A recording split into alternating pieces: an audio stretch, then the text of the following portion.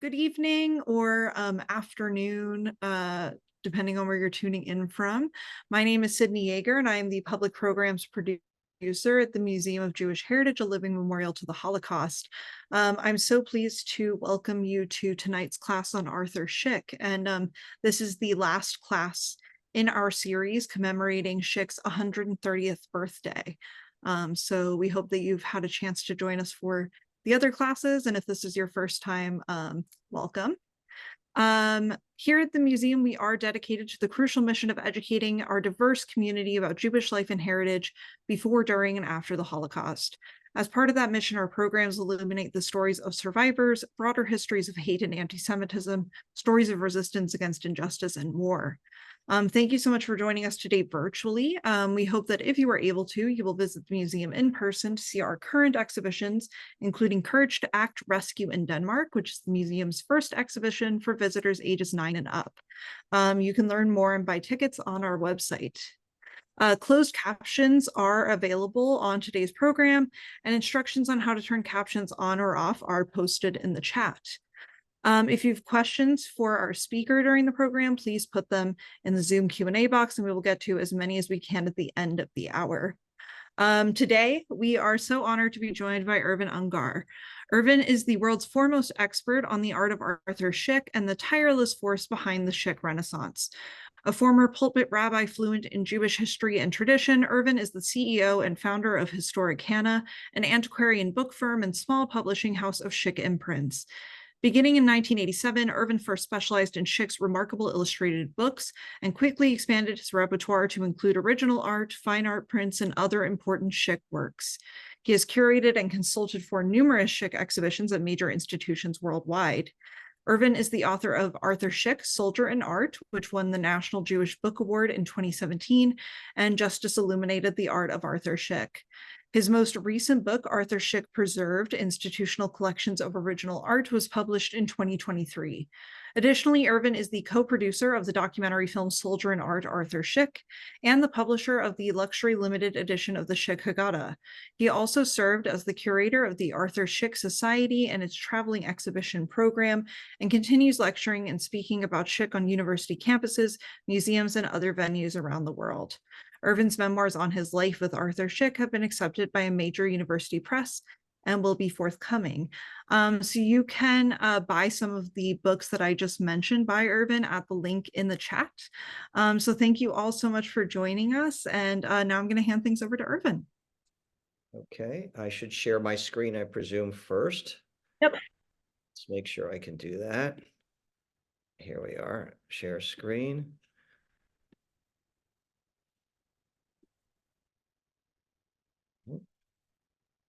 And you are good. Okay, good to go. Well, thank you, Sydney, for your introduction, and welcome everyone. Welcome to the world of Arthur Szyk and the art of the Haggadah. This is my final presentation for the Museum of Jewish Heritage, and while I considered my introductory talk, Behind the Great Art and the Great Messages Stands the Great Man, as the appetizer to our series, and the Fabric of America and the talk, The Holocaust Art of Arthur Szyk, as the main courses, I consider tonight's presentation the dessert, the afikomen, if you will. It is a real treat for me to talk about Arthur Szyk's magnum opus, the Haggadah, hoping to fill you in on its multi-layered, multi-bodied, and multi-textured richness. It is my final wish that you walk away from our table of art and ideas together, having savored how both Arthur Szyk and his Haggadah have capped off a lingering taste of the old world, and how those ideas can yet prepare us, provide insight, and a foretaste of the world to come. Arthur Szyk and the art of the Haggadah. This introductory vignette before you of European Jews clustered in chains, together with the pyramids of ancient Egypt, provides a window into the artist's moving of history and transporting of time and place. This image demonstrates how Szyk uses a traditional text, in this case, the ancient Haggadah narrative, to provide a visual commentary on contemporary events which he partially witnessed and fully envisioned in 1930s Poland and Europe on the eve of the Holocaust. This presentation will focus on the specific themes emphasized by Szyk within the context of his Haggadah, drawing particular attention to his activist nature and his call for a response by his Jewish brothers and sisters to the tragedy unfolding before them in Nazi-occupied Europe, and to an unprepared world virtually silent to their plight. The Haggadah tells the story of the Exodus from Egypt. Who brought the Israelites out? Not Moses. How they were brought out? Not by Moses. And why they were brought out. The Exodus is the seminal event in Jewish history and remembered in daily ritual prayers and every Friday evening when Jews chant the Kiddush, the prayer over the wine, and recite the Hebrew words Zecher Litziat Mitzrayim as a reminder of the Exodus from Egypt.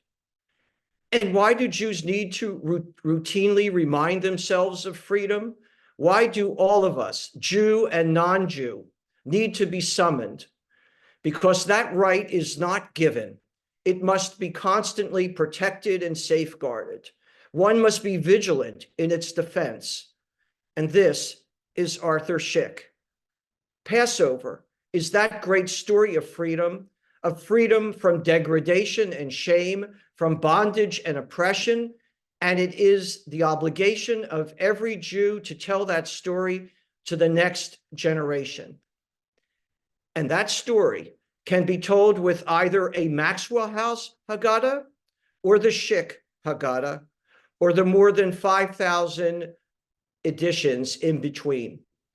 I would like to think that Arthur Szyk's Haggadah, as will become apparent, rises to the very heights of capturing the essence of the Jewish past, the story of its then tragic present, and the need to rigorously be diligent to physically ensure a Jewish future.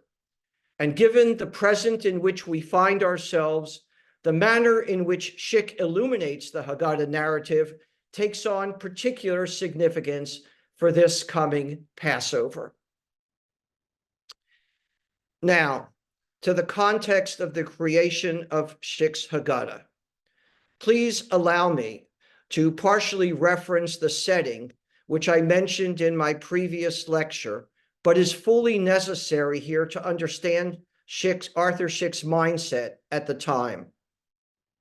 In 1933, Hitler came to power, and the government of the United States invited Arthur Szyk to come to America for the purpose of exhibiting his artworks on freedom at the Library of Congress.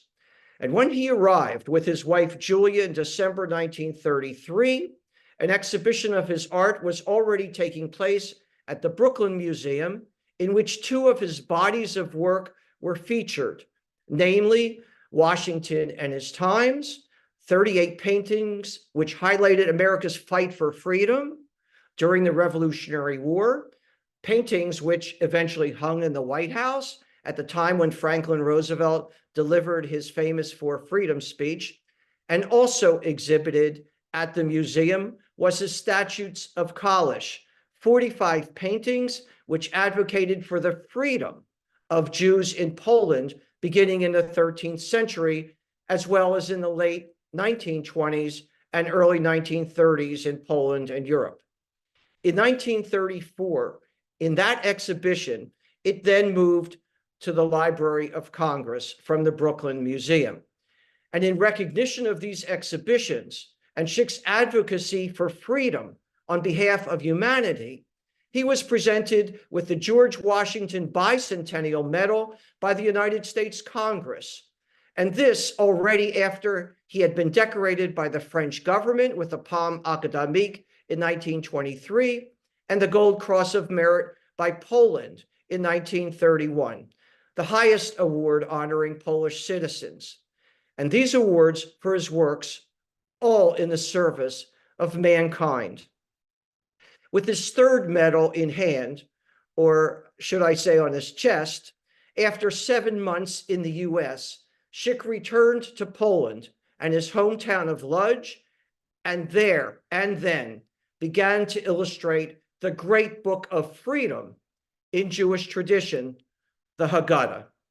Between 1934 and 1936, he illuminated 48 manuscript leaves, including the calligraphy, miniature watercolor and gouache paintings on paper. And for context, please keep in mind that Germany's racist Nuremberg laws of 1935 were instituted right in the middle of Szyk's working on the Haggadah. In 1937, armed with the portfolio of his response to the Nazi threat to his people and the retelling and contemporizing of an ancient narrative, he carried those manuscript leaves with him to London, where over the next 3 years, he would supervise the printing of the Haggadah. And while working on the Haggadah's publication process, Szyk would write in 1938 to his English translator, renowned Oxford scholar Cecil Roth, "The Haggadah is the work of my life. I have sacrificed many years of my work, as well as all my fortune, which has been very small during the war, in order to do it. I have even contracted debts to complete it." In 1940, almost overshadowed by the falling bombs on London during the Battle of Britain, Szyk's Haggadah was published on the finest of vellum skins in an edition of 250 copies in an elegant binding by the prestigious bookbinder Sangorsky and Sutcliffe.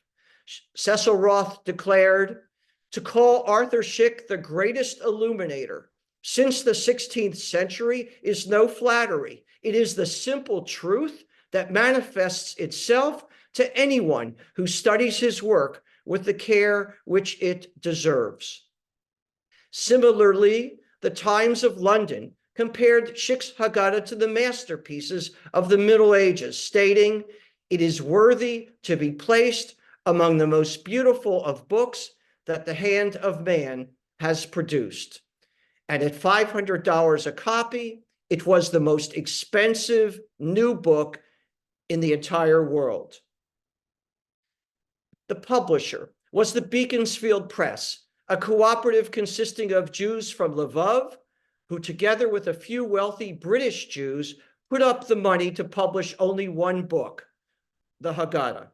They called it the Beaconsfield Press, hoping that they might capitalize on the name of the Earl of Beaconsfield, Benjamin Disraeli, a born Jew, Queen Victoria's man of the people, who was twice Prime Minister of Great Britain. In 1956, 5 years after Szyk died, the first popular trade edition of his Haggadah was published in Israel. 10,000 copies were printed in 1956. 10,000 copies were printed in 1957, continuing into the 1960s, the 1970s, 80s, 90s, and through the year 2000.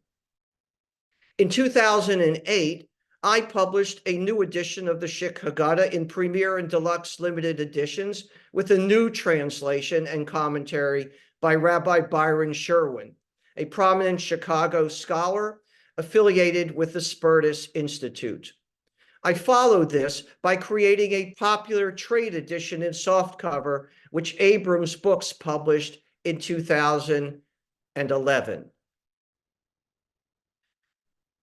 With the history now of the creation of the Szyk Haggadah now summarized, I would like to turn to the art itself and to start by explicating and decoding one Haggadah page, which will help us understand how Szyk used his art to call world attention to the contemporary plight of his fellow Jews. This work is, in fact, is the introductory dedication page for the Haggadah itself. But first, a question. By a show of hands, which I cannot see, so raise your hands, how many of you can remember seeing the 2010 movie starring Colin Firth of the stutterer King George called The King's Speech? Okay, raise your hands, but I can't see. All right, it is this very king, George VI, to whom Szyk dedicated the Haggadah, and who ascended the throne in December of 1936 at the time Szyk was completing all of the Haggadah artwork. The illuminated text reads, "At the feet of your most gracious majesty, I humbly lay these works of my hands, shewing forth the afflictions of my people Israel." Arthur Szyk, illuminator of Poland. Why did Szyk decide to dedicate the Great Book of Freedom to the newly proclaimed British monarch in 1936? He had two reasons. First, because Szyk planned to leave Poland at the end of that year for England to supervise the printing of the Haggadah manuscript now as a book, and it made perfect literary sense to dedicate it to the new king. But second, and more importantly, for political reasons, Szyk saw Great Britain as the leading opponent of Nazism in Europe. Remember, America would not enter the war until 5 years later. By dedicating a book recalling the Jews' biblical liberation from tyranny to George VI, and then presenting the first copy of the Haggadah to him, Szyk placed upon the king the responsibility to recognize the injustices done to the Jewish people in the past, and while awakening him to their present tragedy. But there is a problem with dedicating the Haggadah to the British king. How so? After World War I, the League of Nations had granted Britain a mandate over the territories of the Ottoman Empire that included Palestine. By 1936, the British government had already enacted its first in a series of white papers, that is, documents designated to restrict the flow of European Jews to their ancestral homeland in Palestine. Knowing this, how could Szyk dedicate this book celebrating freedom to the head of a government that restricted the freedom of his people, that would keep them virtually trapped in Europe with no way to escape the grasp of the Nazi vulture to go safely to the land of Israel? How could he be both intellectually and emotionally honest in confronting this dilemma as an artist for freedom? And herein lies an example of the genius of Arthur Szyk. At the bottom right of this dedication page, he painted a modern exodus of European Jews in transit to the gates of Palestine, which are seen on the bottom left, inscribed in Hebrew with the word Zion, Zion. And between the Jews and the gate stands in the center a British military ship blocking their flight to freedom. The Haggadah is a religious text, but for Arthur Szyk, it is also a political book about justice and freedom. His visual narrative speaks truth to power and presents a compelling call to action. And as if to emphasize who had overtly and boldly dared to put forth this call, Szyk painted his own portrait on the dedication page. We see him standing by his people, palette in hand, dressed in quasi-military garb, as a soldier in art, fighting on their behalf, an illuminator of Poland. And this first copy was presented to the King of England. I shall now point out the themes which Szyk repeatedly emphasizes in his Haggadah, after which I will then turn to the individual images which support those themes.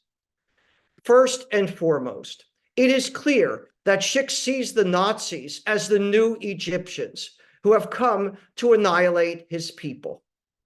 Secondly, he emphasizes that the response of his people must be heroism, not victimhood. Third, Szyk clearly calls attention to hatred and anti-Semitism of varying kinds directed against the Jewish people throughout history, and unequivocally and militantly advocates for the destruction of the eternal enemy of the people of Israel, namely the blotting out of the biblical Amalek and its evil descendants. Fourth, Szyk emphasizes the role of Moses and David in his Haggadah. Fifth, Szyk places strong attention on Zionism motifs. Sixth, his portrayal of the four sons is entirely unique, not only within the Haggadah, but within the whole of Jewish art, and his parable that derives from it following the war is equally powerful and poignant. And finally, attention will be paid to the 5 dedication pages which Szyk completed for the Haggadah, only 2 of which were included in the 1940 publication. And now, to the multitude of images and the first of Szyk's themes, Hitler as the new Pharaoh and the Nazis as the new Egyptians. Szyk began attacking Hitler in his art as early as 1933 during his early commuting days between Poland and London. Here one sees Hitler as Pharaoh with his attendant Hermann Göring, who oversaw the creation of the Gestapo and was one of the most powerful figures in the Nazi party, both dressed in Egyptian garb. This image did not appear in the Haggadah, nor was it drawn for it.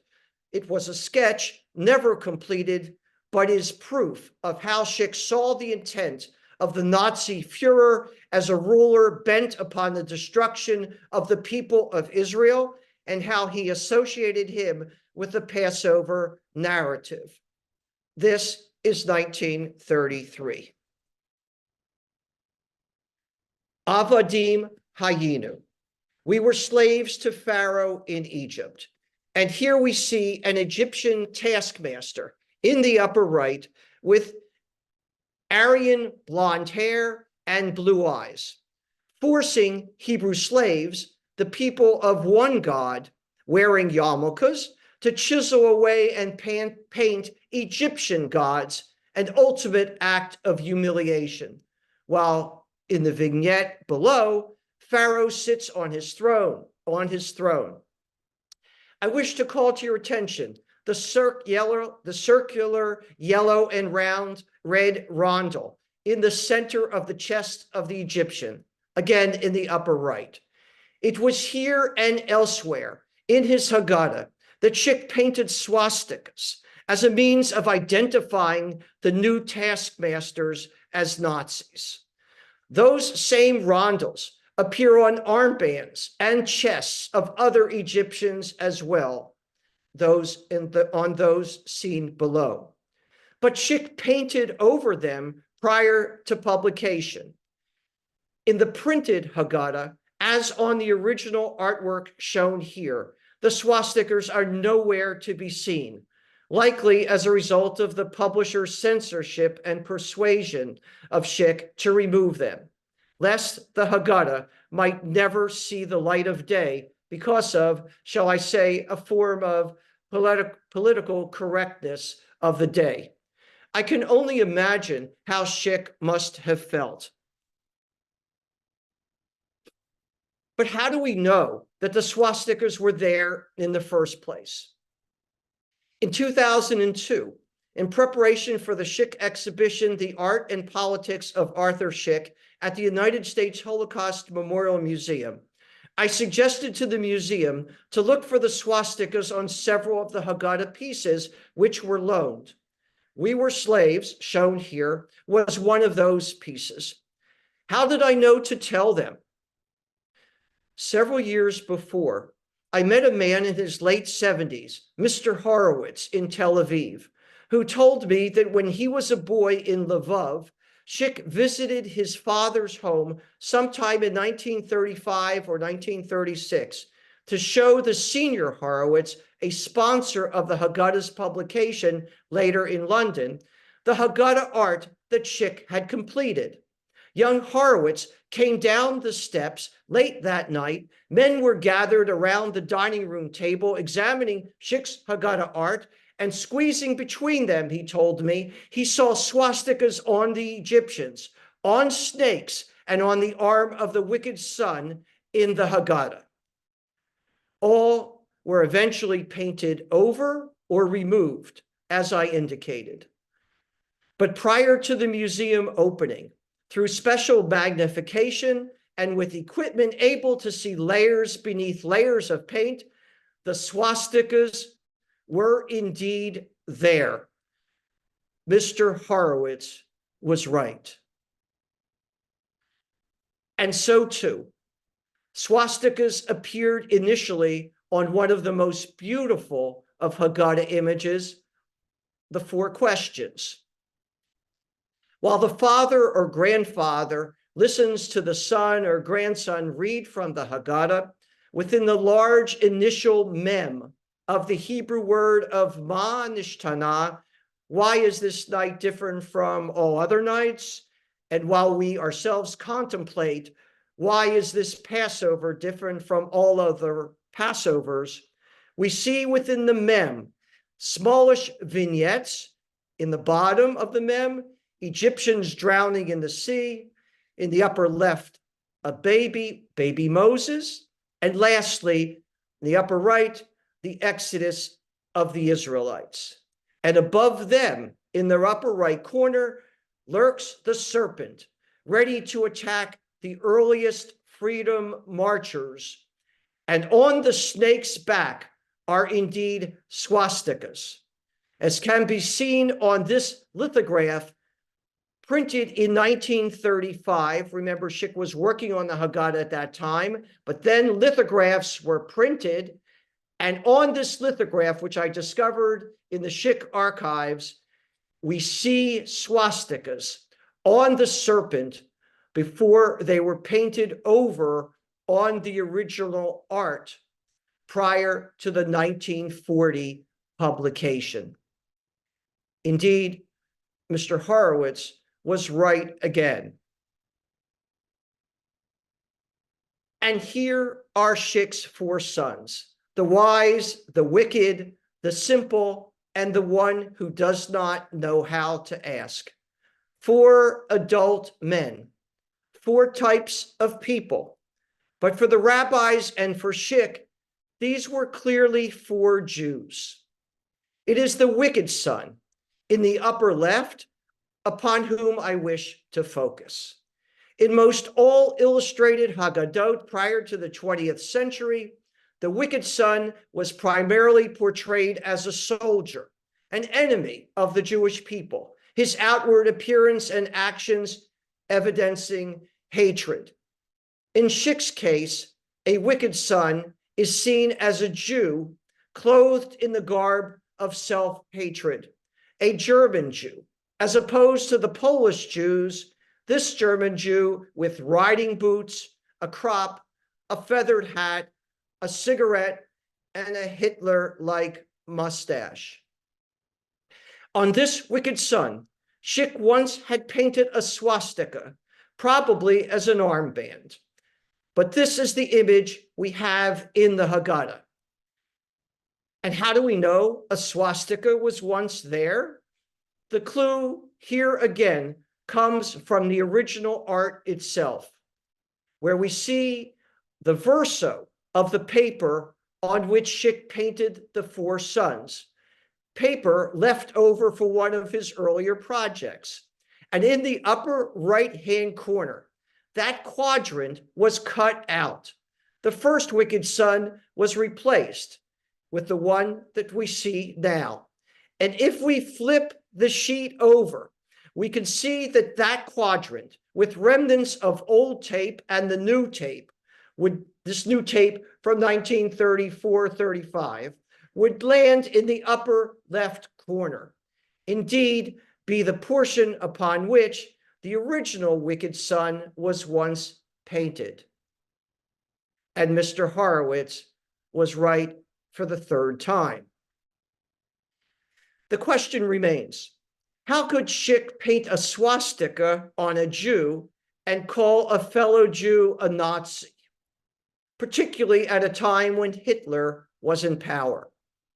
The fact is that when Szyk painted this image in 1934, there were indeed Jews who supported the National Socialists and their economic policies, and to Arthur Szyk, they would have been as if they too were Nazis. Szyk's second theme now, emphasized in his Haggadah, is response. Heroism, not victimhood, symbolized by the numerous Jewish fighters and warriors. We see them in the dedication page to King George, a helmeted soldier with a 7-branched menorah atop. We see them in a warrior associated with the bread of affliction, which our ancestors ate in Egypt. They are present in the first battle with Amalek, a wilderness people with whom the Israelites fought after crossing through the Sea of Reeds, Israel's first enemy on its path to freedom. And in the great Hallel, a psalm of praise, we see Szyk's hero, a warrior. And in the context of the song, Echad mi Yadea, who knows one. And in the songs of Haggadah and Decoding, the young David is shown twice with the head of Goliath. And note that on the left, Goliath has blonde hair and blue eyes, Szyk portraying him as an Aryan to be dealt with. What does David have to do with the Haggadah and the Passover narrative? Absolutely nothing. But for Arthur Szyk, everything, as he represents heroism and the need to stand up to the powerful enemy. It was images such as these with which Szyk hoped to inspire and uplift his people in mid to late 1930s Europe. And two last and unlikely presentation of heroic figures. First, the prophet Elijah. Here we see the beautiful cup of Elijah, but Szyk departs from emphasizing the ceremonial traditional visit by Elijah to every Jewish Passover Seder meal and his bringing of blessings, and instead chooses to call attention to Elijah's heroic act of confronting and rebuking the evil King Ahab on Mount Carmel. And here, the prophet Samuel puts Agag, the king of the Amalekites, to death before the Lord at Gilgal. We transition here from the heroes of ancient Israel, as Szyk sees them, to the eternal enemies of the Jewish people embodied by Amalek. To do so, it is essential first to highlight Szyk's illumination of the Haggadah text, which we see here in the middle paragraph of the largest Hebrew letters. We see the text, in every generation, they stand against us to annihilate us. B'chol dor v'ador omdim aleinu l'chalotenu. Many of the various nations throughout history who attempted to annihilate the Jewish people are pictured within this single image by Szyk. The Assyrian king, represented by the mask in the lower left, the wheel of the Roman chariot in the bottom right, a Roman eagle standard, which is enlarged in the detail, bearing the famous Latin abbreviation SPQ or QAR, which is Senatus Populus Romanus, the Senate and the Roman people. The medieval shield, which is yellow and red, with the emblems of the Spanish kings of Castile and Leon, representing the Spanish Inquisition. The pinkish helmet, bearing the Hebrew word Haman, signifying the biblical story of Esther and Mordecai's triumph over Haman's plot to destroy the Jews during the holiday of Purim, commemorated just 2 weeks ago. The imperial double-headed eagle of Tsarist Russia, recalling the pogroms.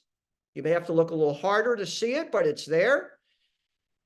And the cannons in the top right, as symbols of a particular war or all wars. All while the Jew has survived these acts of genocide and can raise the cup in celebration of life, as we see at the top.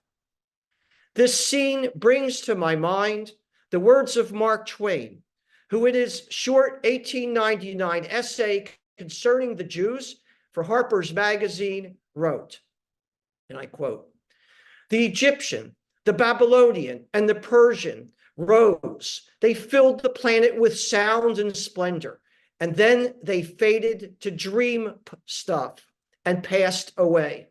The Greek and the Roman followed and made a vast noise, and they are gone. Other peoples have sprung up and held their torch high for a time, but it burned out, and they sit in the twilight now or have vanished. The Jew saw them all, beat them all, and is now what he is always. Now he is as he always was, exhibiting no decadence, no infirmities of age, no weakening of his parts, no slowing of his energies, no dulling of his alert and aggressive mind. All things are mortal, but the Jew," Twain writes, "all other forces pass, but he remains. What is the secret of his immortality?" Perhaps, Mr. Twain, Mr. Szyk's response might be, it is in the Jew's stubborn attempt and insistence to adhere to a divine moral law and its intellectual challenge as represented by the Ten Commandments, which preside over this image, that offer a clue to their survival. And now to Amalek, the eternal enemy of the Jewish people. The teacher instructs his students, "You shall blot out the memory of Amalek from under the heaven. Do not forget."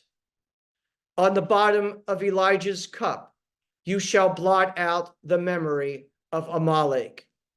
In the bottom center, the Lord will be at war with Amalek in every generation. And here, in Modern Moses, a work of art distributed by the Emergency Committee to Save the Jewish People of Europe, for which Szyk served as one of its vice presidents, Aaron, a man of peace, is replaced by a Jewish soldier, and Hur, the nephew warrior of Moses, is replaced by a resistance fighter to fight the modern Amalek of 1940s Europe. And now, Szyk's emphasis on the scales of justice. A leading nation is Amalek, but its fate is to perish forever. Amalek will be judged as evidenced by the scales of justice, as will King Belshazzar, who desecrated the vessels in the Holy Temple, according to the biblical book of Daniel, the Hebrew writing on the wall indicating that he will die. Scales of justice in Haggadah. Judith meted out punishment to the invading Assyrian general Holofernes, killing him with his own sword, again justice as symbolized by the scales. And again, an enemy of ancient Israel is identified by Szyk with a swastika on the pommel of the sword. And now, to David and Moses. For Szyk's Haggadah, justice and retribution will ultimately prevail. He sees Jewish militancy and activism, of which David and Moses are paradigmatic models, as the primary vehicles for meting out justice to the foes of the people of Israel. First, Moses. 3 versions of Moses strikes the Egyptian appear here. In the far right image, appeared in the Haggadah. The center image was painted in 1933, and the far left painting was done in Paris in the mid-1920s, when Szyk began to illustrate his first Haggadah, which was never published. And though it was completed, the idea of printing it was abandoned for an unknown reason at the end of the 1920s. We return to this image shown earlier, but emphasize here Moses. Moses standing before Pharaoh in the bottom vignette. But there is a problem with this image. Surely Szyk knows that in the biblical narrative, it was not Moses who stood before the Egyptian ruler, but it was Aaron. And how do we know in the first place that it is Moses putting forth the rod standing next to Pharaoh and not Aaron? Because Aaron, the high priest, wears the breastplate of the 12 tribes and stands to the right. So why does Szyk paint Moses in this fashion, front and center before Pharaoh? The answer? To elevate the status of Moses to the Haggadah reader. And here we see 3 Exodus images.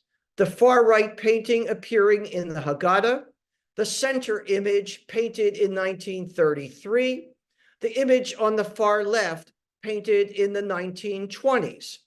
This earliest image on the far left does not have Moses presiding over the Exodus, as in the later 2 images on the right, on the center and right, Moses at the top. Moses stands atop here in the upper right as the enemies of Israel perish.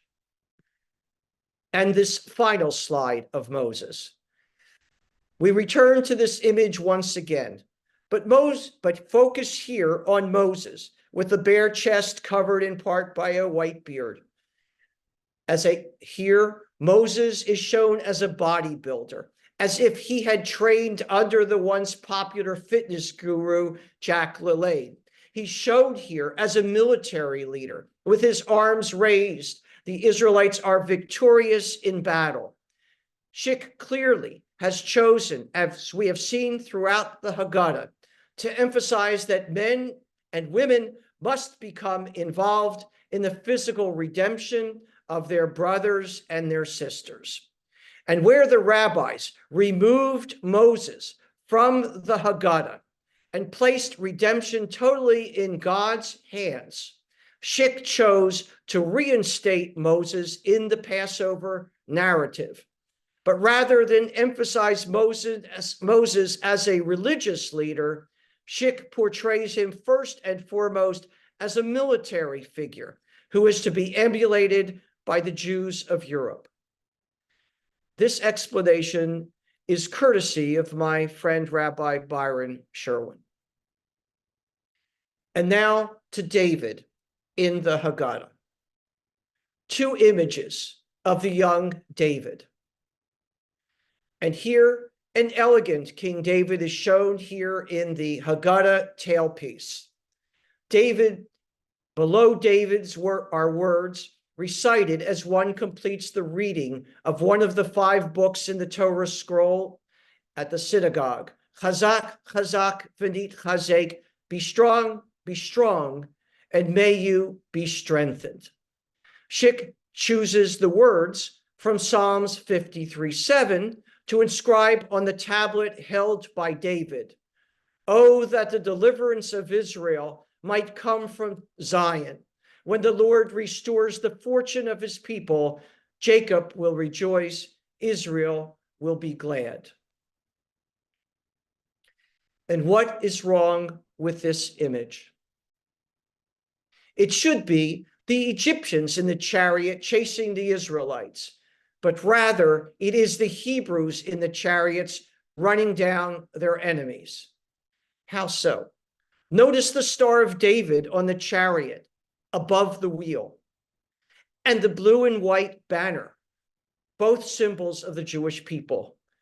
The eagle of Rome, or Nazi Germany, hovers over the fallen enemy below the white steed on the left, while the dove of peace is associated with King David in the chariot, author of the psalm in Hebrew at the very bottom that accompanies this image. Ready the spear and javelin against my pursuers, and tell me I am your deliverance. Szyk again moves history in a way to emphasize the pride of victory for his people, driven by its heroic leaders. And now to Zionism motifs throughout the Haggadah. The word Zion first appears on this page, and that is on the bottom left. An elderly man blesses his family as they head off as pioneers to the land of Israel. Zion, within the context or within the center of the Star of David, and within the context of the Hebrew text of the Shehechianu prayer. Szyk encouraging Jews to leave Europe, that is in the mid-1930s, for new life in Zion in Palestine. Again, Zion inscribed within the Star of David. Matzah is the bread of affliction, and it's the bread of freedom. And in the bottom left, we see two Israelites in chains working for the Egyptian taskmasters, symbolizing affliction. But in the bottom right, two Jews are going off to the land of Israel as free men to be their own taskmasters, working for themselves. And to emphasize their character as the new Jew who will pioneer and secure the land, Szyk paints a tattoo, a Star of David, on the forearm of one of the two secular Jewish workers in the bottom right, who will carry off a macho spirit to the new land. In contrast here, a religious Jew sows the land. And to conclude the Zionism motifs, again, the blue and white banner, which were to become the colors of the flag of Israel. And now to the four sons. One final look at Szyk's four sons, which are painted twice in the Haggadah, but with a focus this time at the parable that derives from them. Much like today, where there are different attitudes among American Jews toward the state of Israel. As the war ended in 1945, Szyk illustrated the different opinions toward the creation of a Jewish state through the parable of the four sons. Serving as the vice chairman of Peter Bergson's American League for a Free Palestine, Szyk strongly advocated for Jewish statehood. All of these American Jews have a distinctly different disposition. The wicked son asks, in 1945, the wicked son, what is this nonsense about a Hebrew nation and an independent homeland? When all this fuss blows over, that is, when the war is well behind, let them, the survivors, return to their countries that they came from. The democracies will see to it that they are safe again and free to worship as other people are everywhere. The indifferent and uninformed sons need to be educated about the meaning of the land of Israel to the Jewish people, and that this land is precisely the haven European Jews require, despite the restrictions imposed by its British overlords. The wise son, a helmeted GI, asks, as a free citizen of the United States, sworn to support the principles of freedom and democracy through peace and in a succession of wars from 1776 to this very day, I want to know how I can help my fellow Jews of Europe and Palestine to survive and be free. How can I, the wise man asks, how can I help to stamp out this ceaseless persecution and banish for good the hideous specter of anti-Semitism? These questions and others were already at the forefront of Arthur Szyk's mind on the eve of the printing of his Haggadah. And finally, to the dedication pages. We have fully explored this dedication page to the British king, except for one very important note. Szyk had added 3 additional words to the dedication, and those 3 additional words were unaddressed and unavenged, words which were removed prior to the Haggadah's printing. Szyk again self-censoring himself by painting over them with the 3 horizontal decorative bars below the text. Whether Szyk was under pressure from his editor or the publisher, we will never know. But these words initially appeared at the end of his dedication, which would have originally read, "At the feet of your most gracious majesty, I humbly lay these works of my hands, shewing forth the afflictions of my people Israel, unaddressed and unavenged." The dedication page to the Jews of Germany and Austria was created by Szyk after the Anschluss and the annexation of Austria and Kristallnacht both in 1938.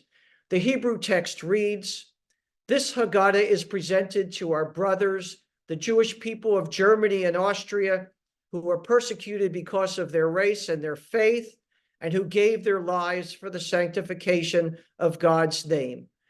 These words, like those of the dedication page to George VI, were Szyk's. And similarly, in the dedication page on the right to the Jews of Germany in September 1939, shortly after the war broke out that month, Szyk began, "To the memory of my brethren in Germany in the 57th century, I am dedicating these pictures." The 57th century refers to the Jewish calendar year of 5700, which began on September 14th, 1939, almost 1 year after Kristallnacht and 2 weeks after Germany invaded Poland. Both of these dedications were never included in the printed Haggadah. And Szyk created the following dedication as well, and like 2 of the previous 3 dedications, his self-portrait also appears here. The Polish and Yiddish texts read, "Wanting to pay," and I quote, "wanting to pay tribute to my ancestral homeland, the residence of my forefathers, I dedicate with great devotion and affection this particular Haggadah. And in honor of the notables of the city of Lemberg, who were stimulated by my work, I am calling this book the Lemberger Haggadah," the German name for Lvov, now called Lviv. Szyk remained forever devoted to his country of his birth and the Jews, like Mr. Horowitz, who supported his work there. This dedication page did not appear in the 1940 printed vellum edition, with the exception of one known copy. And one last dedication page, this one appearing at the end of the Haggadah. And with this text, Szyk concludes his Haggadah in French, where he states, "I am but a Jew, praying in art. If I have succeeded in any measure, if I have gained the power of reception among the elite of the world, then I owe it all to the teachings, the traditions, and the eternal virtues of my people Israel. And signed in the light red medallion, the very faint light red medallion, Szyk signs his name, Image to Israel, Arthur Szyk, painter of Israel. In contrast to the beginning dedication to George VI, signed Illuminator of Poland. My final slide presents side by side the first page of Szyk's Haggadah with the last page of his Haggadah, his frontispiece alongside the French dedication page. And why? Because I wish to emphasize that very element which pervaded his Haggadah from beginning to end, Szyk's great love for the Jewish people and its eternal physical and spiritual capital of Jerusalem. If we look at the frontispiece on the left, at the very top of this first leaf, at the first sentence of the Haggadah, we see the Hebrew words of the psalmist, Im eshkachech Yerushalayim tishkach yemini. If I forget you, O Jerusalem, let my right hand wither. And if we then look at the last leaf of his Haggadah, and the very last sentence, again, Im eshkachech Yerushalayim tishkach yemini. If I forget you, O Jerusalem, let my right hand wither. Szyk, the artist, whose Haggadah was the work of his life, could not live without his right hand. Szyk, the man, could not live without Jerusalem and the love of his people at the heart of his soul. And to illustrate this very last point just a bit further, I would like to conclude my presentation with a short story about a man in a long black coat, which references Szyk's soul, the way in which my very first lecture began about the great man. In February of 2009, I traveled to Israel to exhibit and showcase my then recently published limited Szyk Haggadah at the Jerusalem International Book Fair. Essentially, I went to Israel to begin to introduce a new generation of Israelis to Szyk through his Haggadah. And while I was there at this crowded book fair, a man in a long black coat with the blackest black hat and the fullest black beard walked up to the glass showcase in the front of my booth, which was featuring Szyk's Haggadah, and he said to me in perfect English, "This is the Haggadah of Arthur Szyk, correct?" And as I learned later, he was from an anti-Zionist Hasidic sect, Toldos Aharon.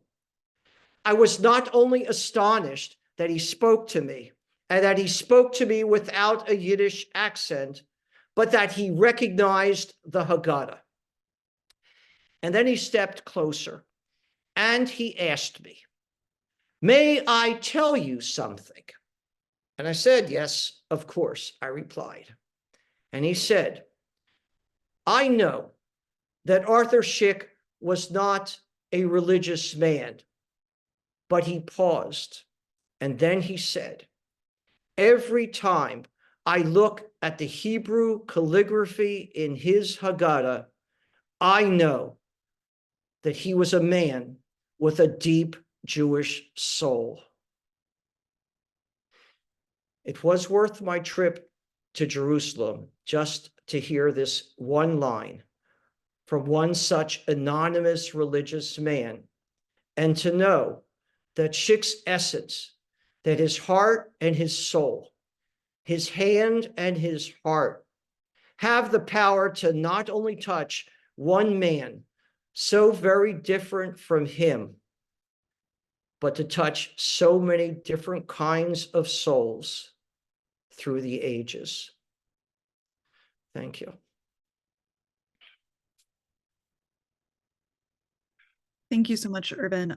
I know that was a lot of information, and I really appreciate you really distilling it down for us. And for those of you who are with us, please continue to put questions in the chat. We have a lot of time for questions. So I think we'll all just take a quick little breath, and I think we'll move into questions if you are good to go, Urban. I'm ready, Sydney. And also, let me tell you, I actually have one sort of like 30-second story, which I've actually saved for the end of the questions, which happens to be a question I want to ask myself. So I'll get to that at the end of the questions. Okay, go ahead. Okay, so you showed the silver covered edition that was published in Jerusalem of the Haggadah, and this person has that edition. So do you know if it was widely available to buy in the US, and was it published continuously in Israel? Yeah, the answer is it was widely available, was published continuously. The Blue Velvet Haggadah was continuously published through the 60s, 80s, 90s, as I mentioned, and also the metal plated one. It's not silver plated, it's just metal. Has continuously been printed. They're not rare, but they're precious if they're yours. Thank you. And thank you for that clarification. So we do have a few other questions. Did the Szyk Haggadah influence later Haggadot? That's a great question. The answer is that there are many Haggadot that incorporate elements from other Haggadahs in them. And I know that there are several Haggadahs out there that actually use Szyk Haggadah images in them to make points. I am not aware of any Haggadah, both in terms of style nor in terms of content, that emulate Szyk's Haggadah. Of course, we do have Haggadahs of numerous themes, from kibbutz Haggadot to those that advocate for the rights of various groups within Jewish community. But I'm not aware of any Haggadah which has attempted to, to recreate in some different style, but based on his any Haggadot of that kind. Thank you. I think you talked about this a little bit, but if you wouldn't mind maybe going into a bit more detail, what are the differences between the Sherwood edition and the Roth edition? Oh, they're huge. First of all, Cecil Roth's translation and commentary, he has an introductory commentary to the Haggadah. It's not running throughout. When you open the Haggadah like an English book, it's on that side. The Haggadah opens as a Hebrew book. But the difference is that Rabbi Byron Sherwin's is a different in the Haggadah that I published with Rabbi Sherwin's translation and commentary. It's a entirely different translation and different commentary. And in essence, the language is more up to date. The style of Cecil Roth was very Victorian in its translation. We wanted to make it more palatable, more understandable, more contemporary in nature. Also, Cecil Roth did not connect the dots between what Szyk was doing in his Haggadah, and it was our attempt in Rabbi Sherwin's commentary to do that so that we could emphasize the various themes in it. And for example, Cecil Roth never translated the mystical passages in Szyk's Haggadah, where Szyk was sensitive to that, and he felt that there needed to be a reunification of the Kodesh Baruch Hu, the Holy One, the divine Holy One of the male and female aspects. And so Rabbi Sherwin, also having a background in Kabbalah and mysticism, and translated those passages within the Haggadah. So many things Roth didn't touch, and certainly in his commentary or his introduction did not link together all the various elements that I attempted to point out in this presentation, and which Byron Sherwin also had thoughts about. I might also ask that in a book which I created called Freedom Illuminated, Understanding the Szyk Haggadah, which was a companion volume to the deluxe and premier editions, which is also available separately. There's an excellent article there by Shalom Sabar on the history and on the images that are within the Haggadah. And I'd be remiss if I didn't mention Shalom Sabar, professor in Israel, within the context of this presentation. Thank you. And if I'm remembering correctly from a few minutes ago, you said that Szyk kind of took the role of of God that we see in other Haggadahs and made Moses, I believe, he put into some of those roles. So what role does God play in Szyk's Haggadah? Okay, well, first of all, Szyk isn't the only one to interject Moses into the Haggadah. So I want to be clear that he's not, but it is a central role in the Haggadah narrative that Moses has to play. There is no attempt to remove the role of divinity in that, because Szyk's position is that both God and man have to be involved in an activist way, or we need to be able to call upon divinity through our various means of communication, which prayer is an outward form of communication, outward, inward, but also with regard to the activism that's necessary by men and women, by good people everywhere to rise up. And so Szyk, is an activist, and so Moses is very necessary. But Szyk by no means removes the role of divinity, and in fact, in his illustrated book of Esther, of the Megillat Esther, Szyk talks about as being proud to be a Jew and have this affinity for divinity that is very central, important to him. While he may not be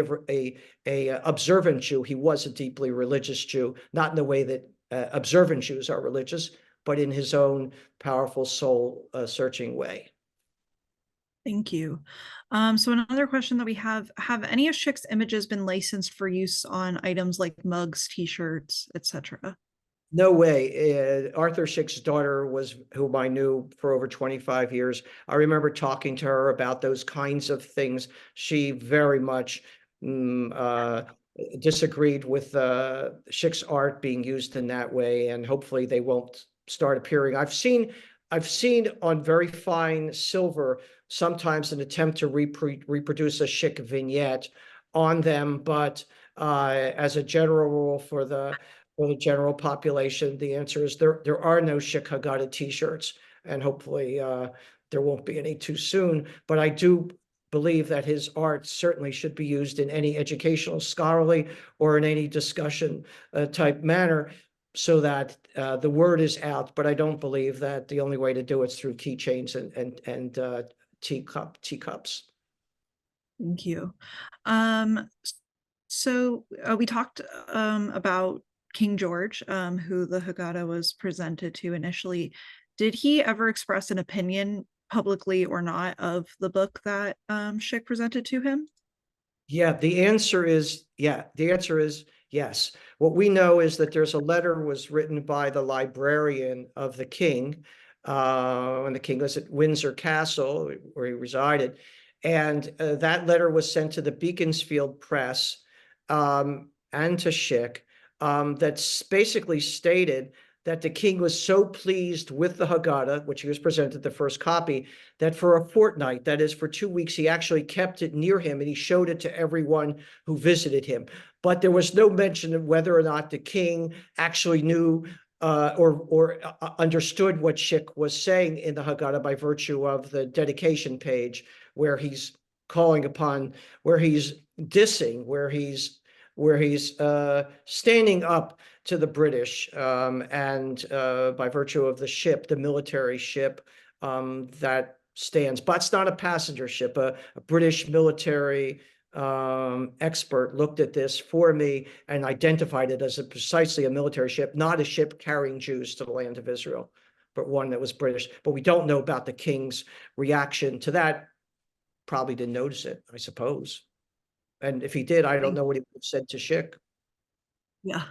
I don't know that Thank he you. would have stopped the book. The book was very important to be published in England because it employed a lot of people, and Szyk had a hard time staying in Britain. I saw all the letters about the British government keeps sending to him about, sort of reporting in. I think that's part of the reason why the trade edition wasn't done then, which is what Szyk wanted. But by having a high-end book of this kind, you were employing people who were dealing with skins, people who were dealing with printing, people who were dealing with binding, and you were employing as an immigrant, temporary immigrant, there, resident. And so that was good for Britain. And you have to, and one thing may be overlooked. I'll use this to say something. Do you know that World War II has begun when Szyk is printing this book?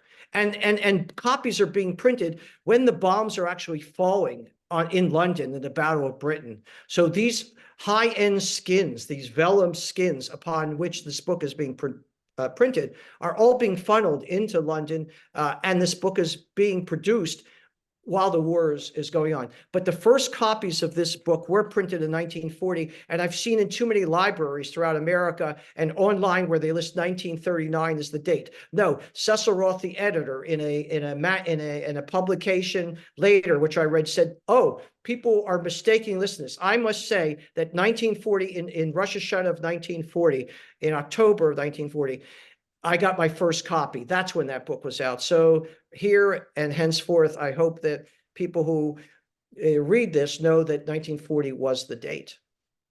How to make a scholarly. So I have a bit of a follow-up question that's actually just coming from me from what you just said. Did they run into any like sourcing issues with getting materials because of the war to produce that, or was it so fine of materials that it was okay? They got it. I'm not sure exactly where it was coming from. It wasn't from London itself, but these skins, if you touch this vellum Haggadah and you feel the skin, this is amazing quality parchment. Now, keep in mind, when most people illuminate manuscripts, they're illuminated on parchment, on vellum, and then printed on paper. Szyk illuminated his Haggadah on paper, and it was printed on parchment. Mm-hmm. Where the Times of London still said this was worthy of being considered among the most beautiful books, ever produced by the hand of man, even though the vellum colors are muted a bit. When you see later editions, you see how bright the colors are, but nonetheless, that's the opposite. Has Szyk worked? He worked on paper. Thank you. So we talked a little bit about the calligraphy that we see in the Haggadah. So did Szyk write all of that calligraphy? And Yes. if so, who did he learn calligraphy from? So excellent questions. The answer is yes. He wrote all of the calligraphy. He had been doing calligraphy in Hebrew text since the early 1920s or mid 1920s. He illustrated the Book of Esther that was published in Paris in 1925 with his Hebrew calligraphy to go with the art. So the answer is yes, he did it. How he did his Hebrew calligraphy is different than other calligraphers, and I've spoken to a master of Hebrew calligraphy in Jerusalem.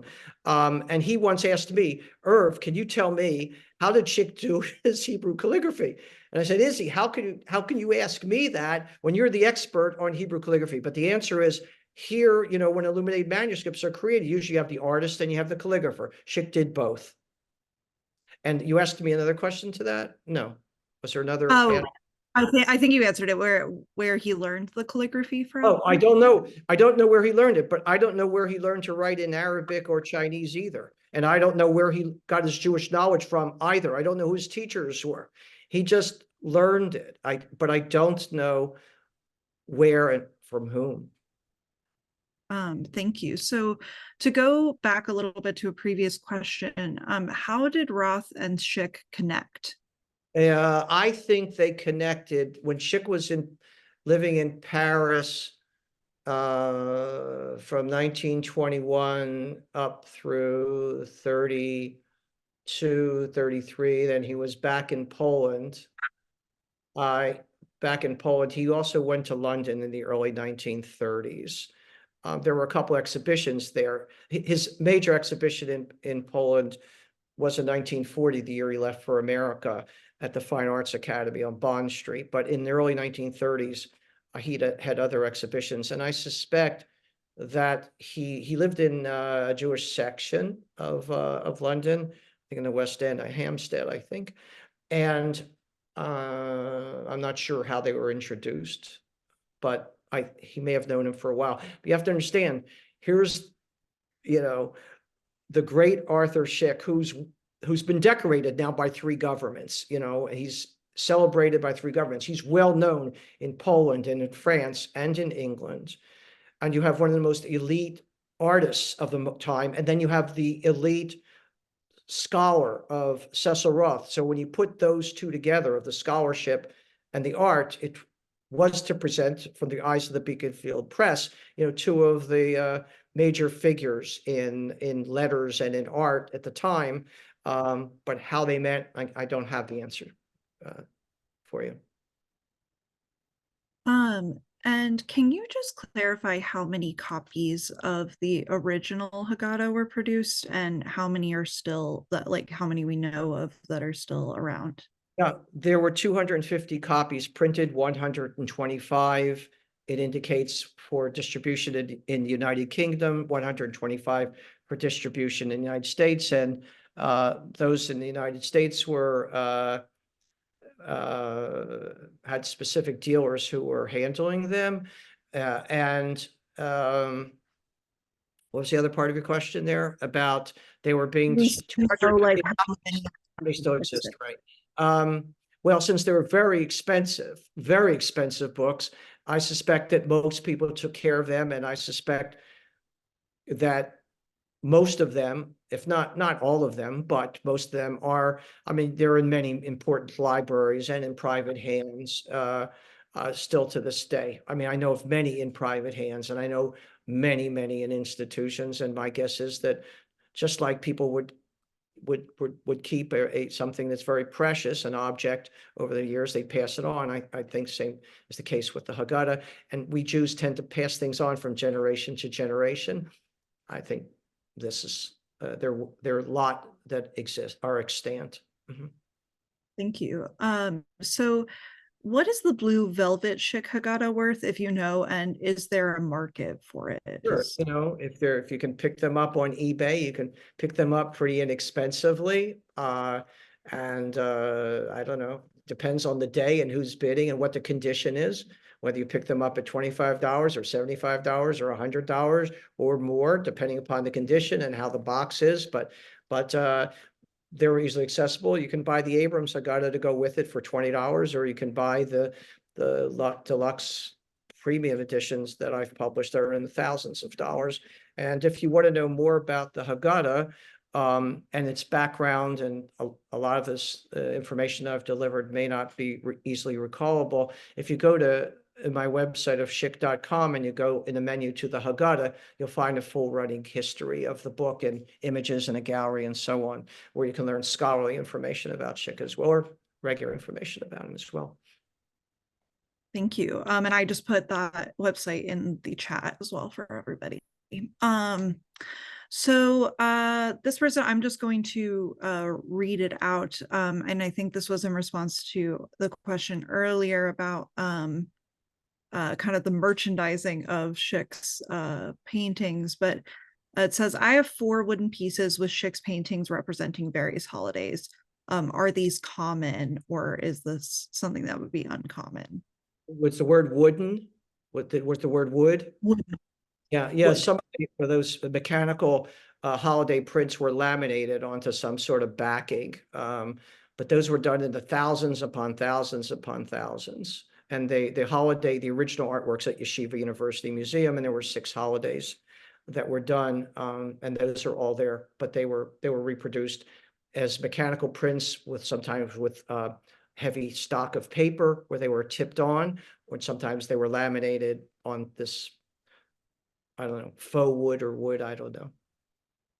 Thank you. And I'm going to kind of combine a few questions into one for this one, but if somebody has a question about, like, if they have a Szyk piece, or if they think they have a Szyk piece, or if they want to procure a piece of Szyk's artwork, what would you recommend that they where would you recommend that they go, and who could they Well, contact? I'd probably recommend that you call Irv Ungar or send him an email. I know him well. You could send me an email at Ungar, which is my email address, at historicana.com.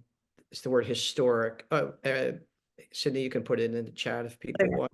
And you There can we reach go. out to me. Go to the website of Szyk.com, and there's a question area. You can write questions to me from Szyk.com too, where it says contact us. So certainly can do that. Thank you. And I'm gonna again cobble together a few questions into one. And this is something we've talked about in previous classes, but for those of us, for those who are with us who weren't there, what is your understanding of how Szyk became such an activist and sort of, as you say, a soldier in art? How did he kind of, Well, what was the uh, yeah. origination of that? From the beginning days, it's said at age 6 that he was already doing drawings of the Boxer Rebellion in China. A Jewish kid in the middle of Poland knows about the Boxer Rebellion. When he went off to Paris as a teenager, he was always critiquing society, what he saw going on that he didn't like, and he sent images of that kind of through caricature back to newspapers being printed in Poland. From his earliest days, when he was a young man, there was in 1905, there was an uprising on in his father's textile mill, and he saw peasants throwing acid in his father's face. His father went blind, never saw his art again. When Szyk was a young man, he was thrown out of school for demonstrations that he was participating in. He was doing drawings of the picture of the Tsar. So from a young age, all this was going on within him, while I think at home, his mother's probably telling him stories of the Bible of Moses and David that are inspiring him, because I don't know of what teachers he had, and maybe much of this could have been passed on from his mother.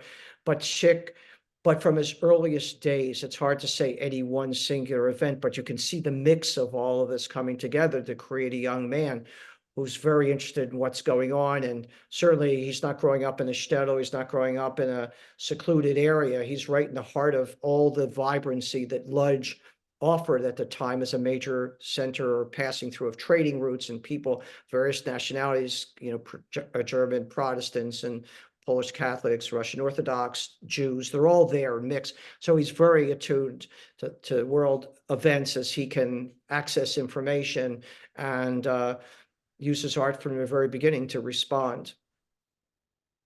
Thank you.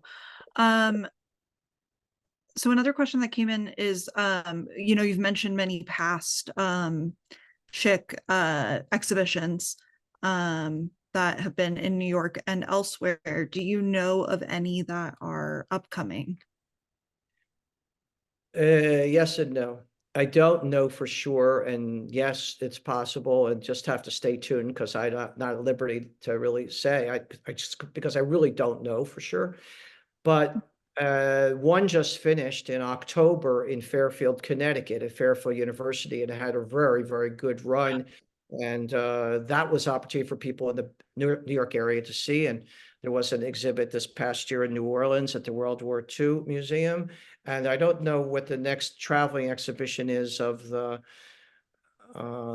Magnus Collection of Jewish Art and Life at UC Berkeley, which has the largest collection, and who sponsored these other two exhibits. I don't know. I have some discussions coming up with some institutions about potential exhibits, so we'll have to see. But right now, there is no exhibition. On occasion, or quite often, the Magnus in Berkeley will have someone on view, a few pieces from time, but changing. But So I not think we have to, oh, exhibition. sorry. Thank Yeah. you. We have time for a couple more questions. Again, So this is, I have a story at the end. We gotta leave time for that, please. we will leave time for, don't worry, it's all, I got it up here. I'm leaving time. Got me. This is something that we have discussed before, but I think it's something we haven't talked about since the first session. So could you maybe just retell us the story of how you became interested in Szyk and kind of started with Gee, him?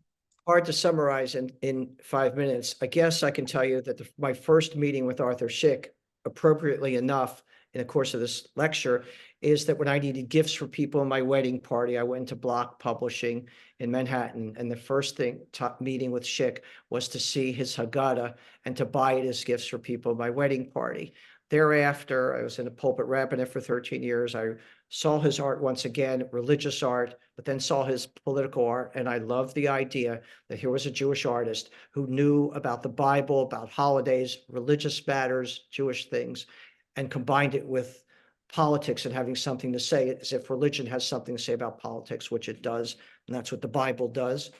And that got me off and running. And there, it's just, but stay tuned, because I think Sydney mentioned that I have written my memoirs of my life with Arthur Szyk, and they are going to be published. I hope they'll be out by the end of this year, certainly not by the beginning of next year, because it's that far along.